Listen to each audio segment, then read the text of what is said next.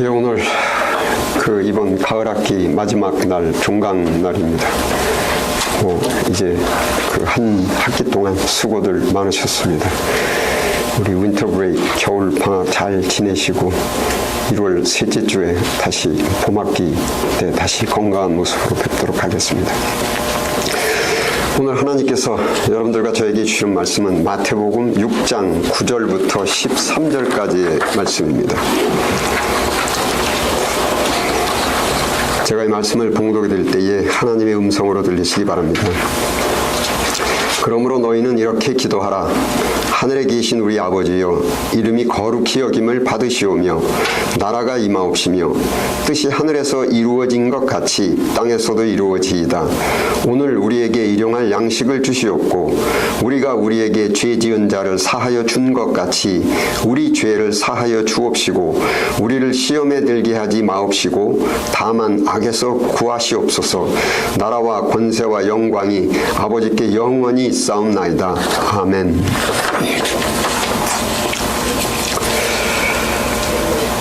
2차 세계대전 당시에 독일의 나치당이 유대인들을 말살하기 위해서 폴란드 아우슈비츠의 강제 수용소에서 유대인들을 무참히 학살했습니다.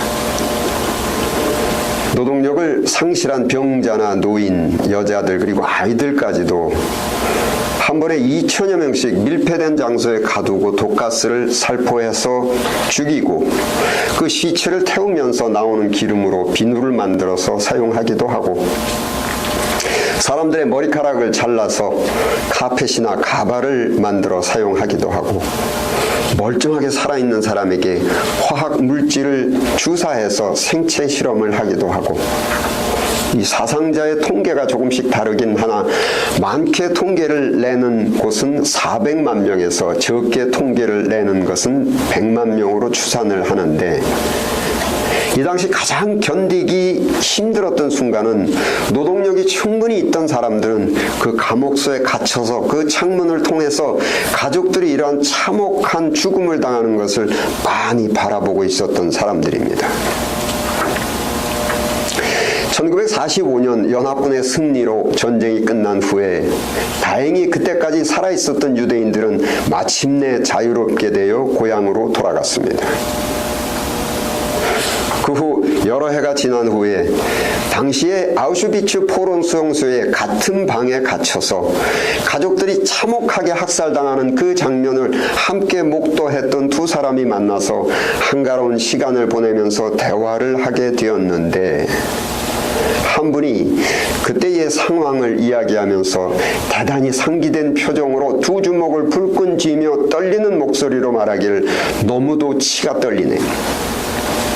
내 이 가슴에는 그놈들에 대한 원한이 지금 가득하네. 결코 그들을 용서할 수 없네.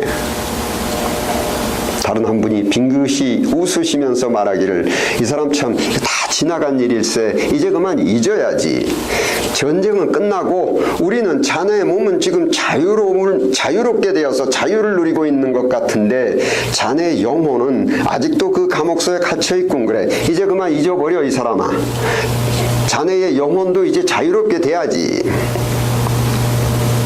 이번의 말씀을 다시 정리해서 말씀드리면은 육체는 자유로운데 영혼은 정신은 아직도 포로 수용소에 갇혀있군. 그래. 이제 그만 잊어버리고 자네 영혼도 좀 자유를 누리게 해주게.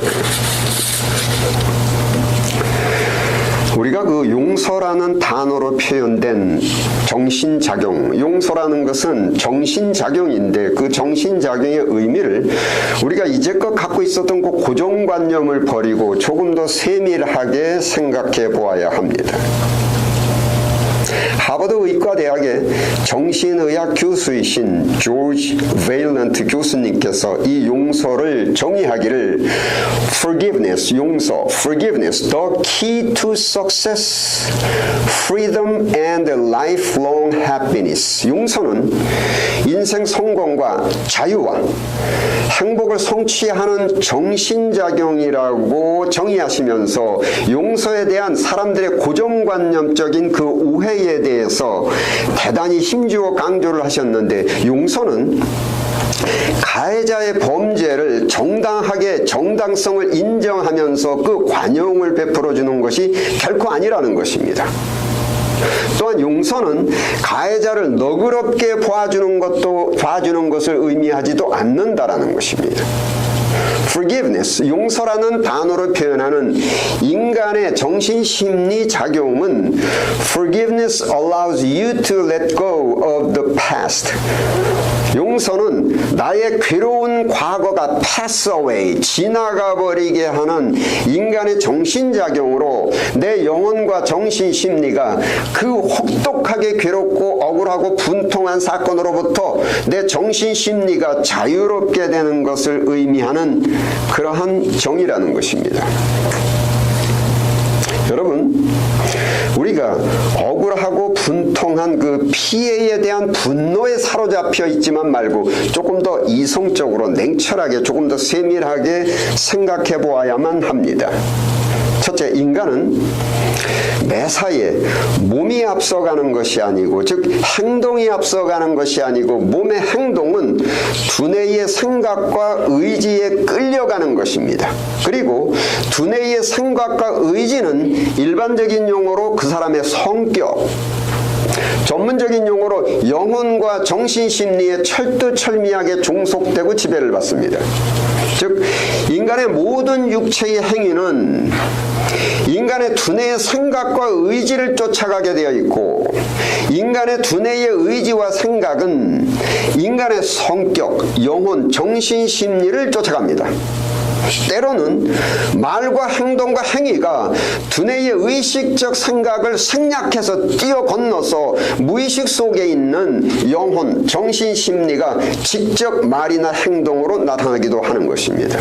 다시 정리하면 인간은 영혼의 정신심리가 가장 앞서가는 것이고, 그 뒤에 인간의 의식적 생각이 바로 그 영혼과 정신심리를 쫓아가는 것이고, 맨 뒤에 줄줄 쫓아가는 것이 바로 인간의 말과 행동과 행위입니다. 인간의 의식적인 생각과 인간의 모든 행위를 이끌고 있는 그 선봉장인 영혼의 정신심리가 오랜 세월이 지난 현재까지도 아우슈비츠의 그 원통한 사건에 사로잡혀 있으면, 의식적인 생각도 과거의 원통한 사건에 사로잡혀 있는 것이고, 결국은 이 사람은 원통한 인생을 살다가 원통하게 생을 마감하는 겁니다.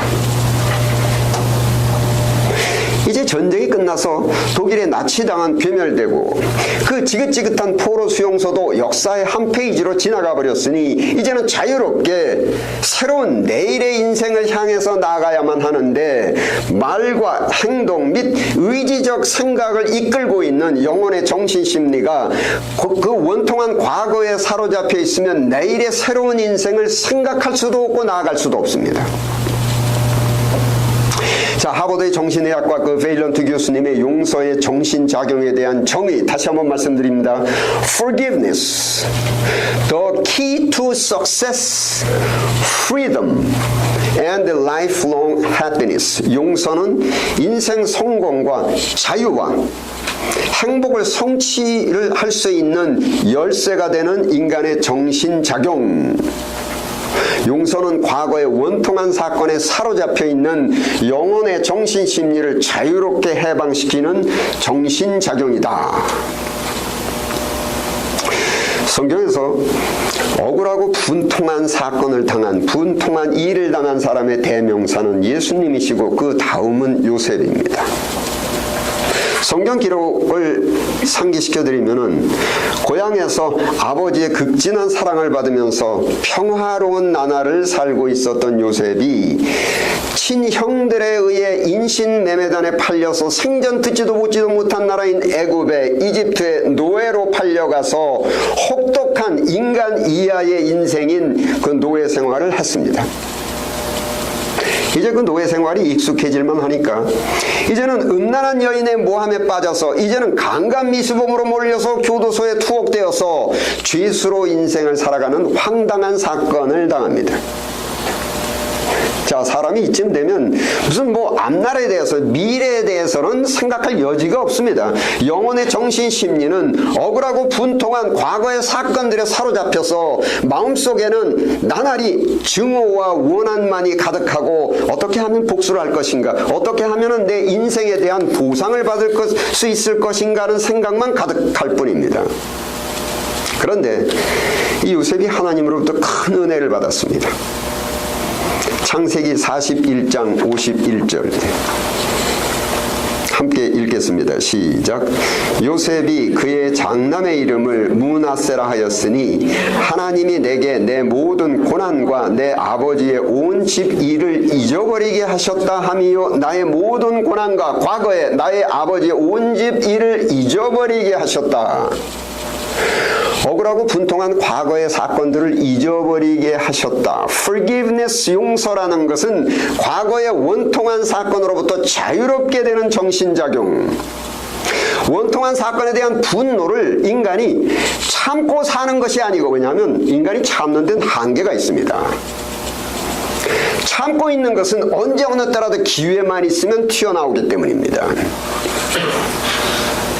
자, 제가 강의 시간에도 말씀드린 memory, 기억에 대한 정신심리학, 기억의 세 가지 종류, procedural memory, declarative memory, psychological memory. 자, procedural memory라고 하는 것은 운동선수와 같이 몸이 그 운동의 기술을 기억하고 있는 것, 이것을 procedural memory라고 하고, 다음은 declarative memory, 수학, 물리학, 지나간 역사, 과거의 사건들, 이런 이성적인 두뇌의 기억이 declarative memory고, 다음 psychological memory, 무의식 속의 기억, 즉 영혼, 정신심리 속의 기억이 있는데, 자, 우리가 이성적 두뇌의 기억과 영혼의 정신심리적 기억의 두 종류만 놓고 말씀을 드리면, 여러분도 잘 익히 들어서 알고 계시는 post-traumatic stress disorder, 즉 외상후 스트레스 장애는 어떤 사건이 이미 지나간 것이고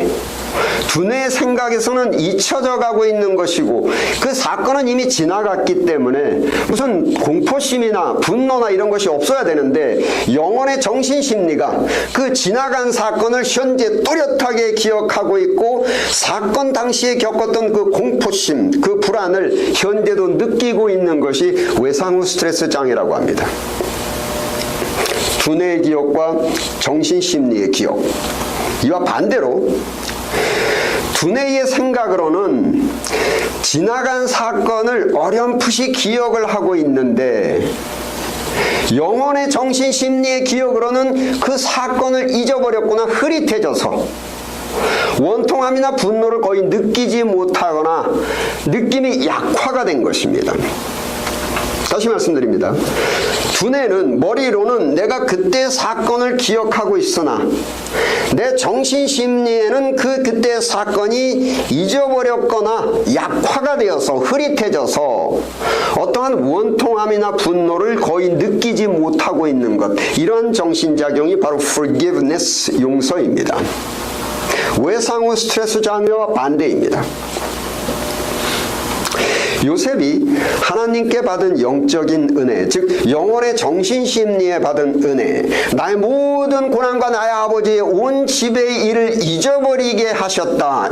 영적, 영혼의 정신심리에 잊어버리는 그 므낫세의 은혜를 받은 겁니다. 자, 친형들이 자기를 인신매매단에 팔아서 혹독한 노예 생활을 했던 지나간 그 원통한 사건, 음탕한 여인의 모함으로 강간 미수범으로 옥살이를 했었던 그 지나간 원통한 사건을 요셉의 두뇌에, 즉 declarative memory에는 기억을 하고 있지만, 요셉의 영혼, 요셉의 정신심리에는 용서라는 정신작용으로 잊혀져 버렸습니다. 이것이 하나님께서 요셉에게 주신 므낫세의 은혜입니다. 즉 요셉의 말과 행동과 생각과 의지를 이끌고 있는 그 영혼의 정신심리가 그 혹독한 노예생활로부터 자유로워졌고, 강간 미수범들의 중범들이 갇혀있는 그 교도소로부터 자유로워졌습니다. 용서라는 정신작용에 의해서 요셉의 영혼의 정신심리가 자유로워진 후의 다음 단계, 창세기 41장 52절 그 다음 절입니다. 함께 읽겠습니다. 시작. 차남의 이름을 에브라임이라 하였으니 하나님이 나를 내가 수고한 땅에서 창성하게 하셨다 함이더라. 번성하게 하셨다 함이더라. 차자의 이름. 차자는 두 번째. 즉 첫 번째 받은 므낫세의 은혜, 온 집 일을 잊어버리게 한 그 다음번의 은혜가 창성, prosperity. 용서라는 정신작용으로 영혼의 정신심리가 자유로워져야만 자유로워진 정신심리에서 발출되는 새로운 자유로운 사고력, 분별력, 통찰력, 합리력이 발휘되고 새로운 사고력에 의해서 말과 행동에 성숙해진 새로운 처세를 할 수 있게 되고 이집트의 국무총리의 직책, 창성, 인생의 반전이 비로소 성취되는 겁니다. 용서의 정신작용이 없이 정신심리가 과거의 분통한 사건에 사로잡혀 있으면 영혼의 정신심리를 쫓아가고 있는 그 두뇌의 모든 의식적 생각은 저절로 그 사건 안에 사로잡혀 있게 되고 마음속에는 분노와 원한, 복수의 계획만 가득 차고 이 사람의 말과 행동과 모든 처세는 반사회적이고 거칠어지고 혐오적인 인격, 성격으로 전락하는 것입니다.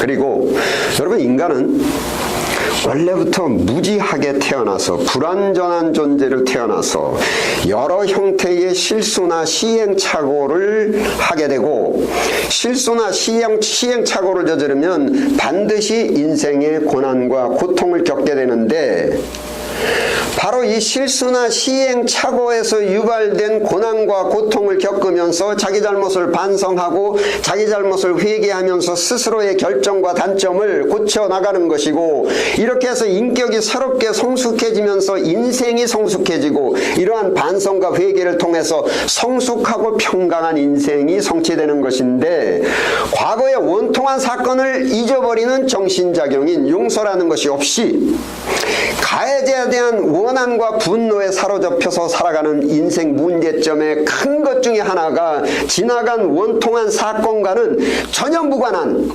자기의 단점과 자기의 결점에서 유발되어서 현재 인생의 고난이 닥치고 고통을 겪는 이 순간에 자기의 잘못을 돌아보고 반성을 하는 심리작용은 발생하지 않고 현재 겪고 있는 모든 고난과 고통의 모든 원인을 과거에 이미 지나가버린 사건의 가해자의 탓으로만 돌리고 가해에 대한 원망과 분노를 한층 더 맹렬하게 만들어가면서 자기 반성도 안 되고 결정과 단점을 고쳐나가지도 못하고 인격 성숙도 이루지 못하고 평생 동안 원한과 분노만이 가득한 불행한 인생을 살게 됩니다.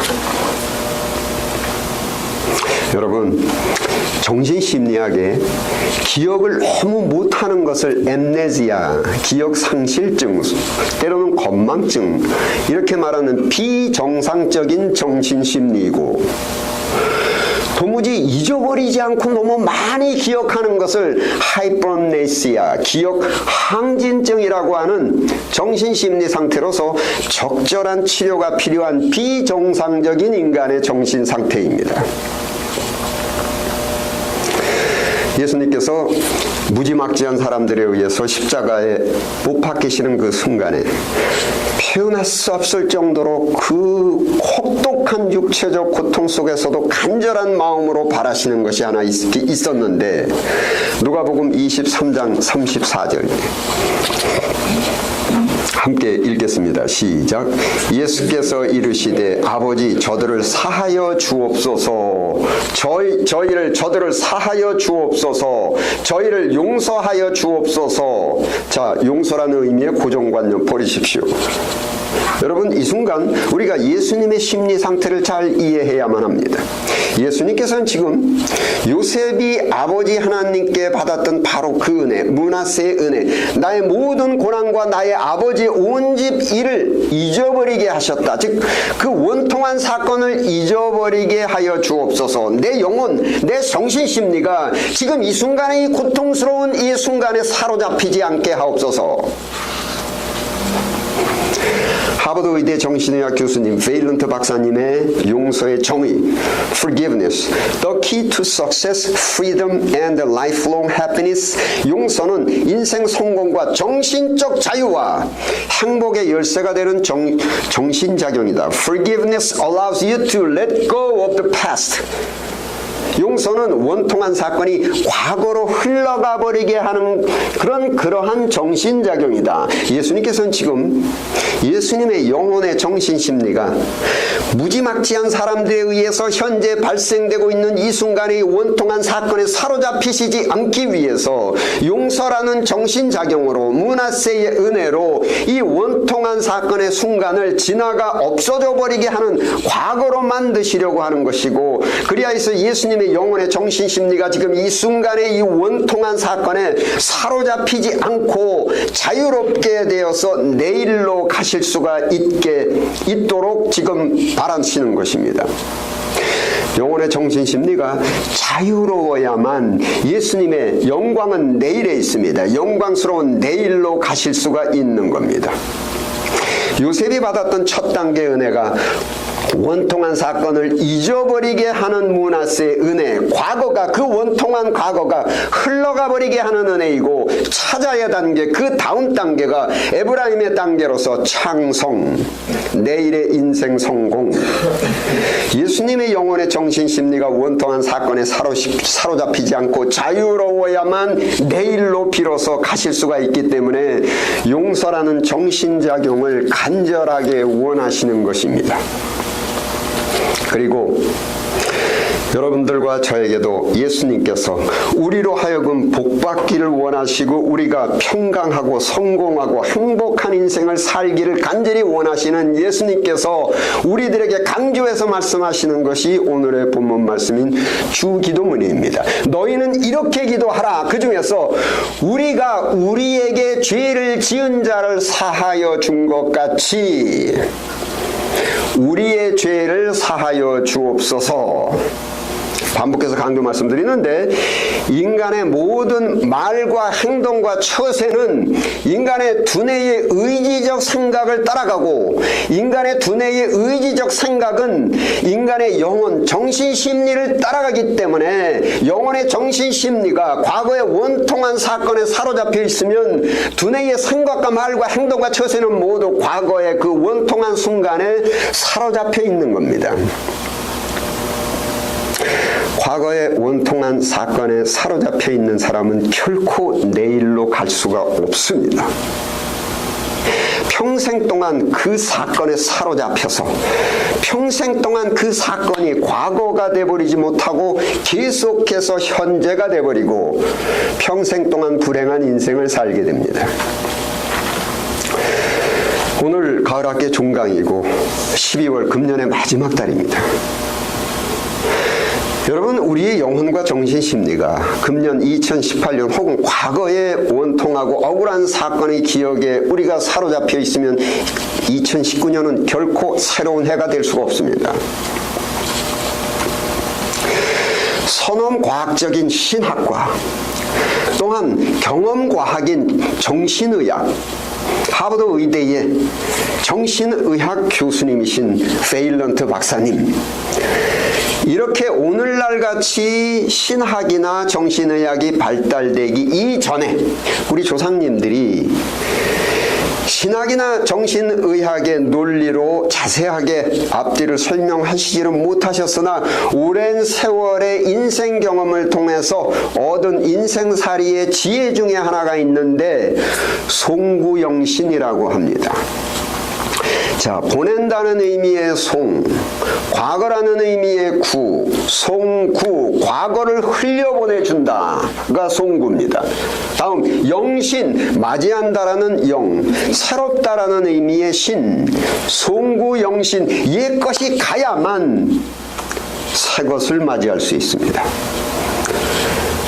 12월 31일 날 하는 것이 망년회라고 하는데 그 망자는 잊어버린다라는 의미입니다. 다가오는 2019년에는 차자인 에브라임의 은혜, 창성, 인생 반전, 장번성을 성취하는 은혜가 넘치는 새로운 해가 되기 위해서, 즉 영신이 하기 위해서 우리는 송구 2018년이나 과거를 떠나보내는 므낫세의 은혜를 받아야만 합니다. 간절히 간구하고 스스로 용서라는 정신작용을 간구해야 합니다. 서로 사람들끼리 남편과 아내, 부모, 자식, 친구들, 동료들 혹은 국가사회에서 당했던 좀 억울한 사건, 우리가 우리에게 죄 지은 자를 사하여 준 것 같이 우리의 죄를 사하여 주옵소서. 우리가 우리에게 죄 지은 자를 사하여 주지 않으면 우리의 죄도 결코 사함받지 못합니다. 그 순간 속에 우리의 영혼은 갇혀 살게 됩니다. 우리의 영혼과 우리의 정신심리가 용서라는 우리의 정신작용을 통해서 과거의 억울한 사건에 사로잡혀 있지 말고 자유롭게 돼야만 창성, 프로스퍼리티, 번성이 가득한 새로운 2019년의 내일의 내년 속으로 우리는 들어갈 수 있습니다. 기도하시겠습니다. 아버지 하나님, 저희들을 성령으로 채우셔서 썩어져가는 그 구습의 고정관념을 벗어버리게 하시고 새로운 지혜, 새로운 지식으로 새로운 인생 처세를 갖게 하옵소서. 인간은 죽으면 그만이라는 그 구습의 고정관념도 벗어버리게 하시고 죽은 자가 다시 살아난다라는 새로운 인생관 속에서 살게 하옵소서. 우리 주 예수 그리스도 이름으로 기도드립니다. 아멘.